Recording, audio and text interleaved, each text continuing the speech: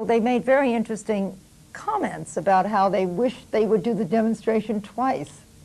You know, do it and then explain or have some discussion and then do it again. Now I'd know what to look for. It's very interesting. And the teacher imagined, and there was, just from memory comments, we use one of those air tracks. What do you call them, that air track? You're trying to demonstrate inertia, so it's an air track, and you send this little puck along this air track, and it keeps going. And this one person put in her notes, and she was a professor, a lecturer of something or other, said that the professor explained very clearly why the little puck kept moving along the air track. But what he didn't explain was what happened when it got, the physics of what happened when it got bumped at either end. Now, for those of you who don't know this experiment, let me tell you, the bump at either end is totally irrelevant.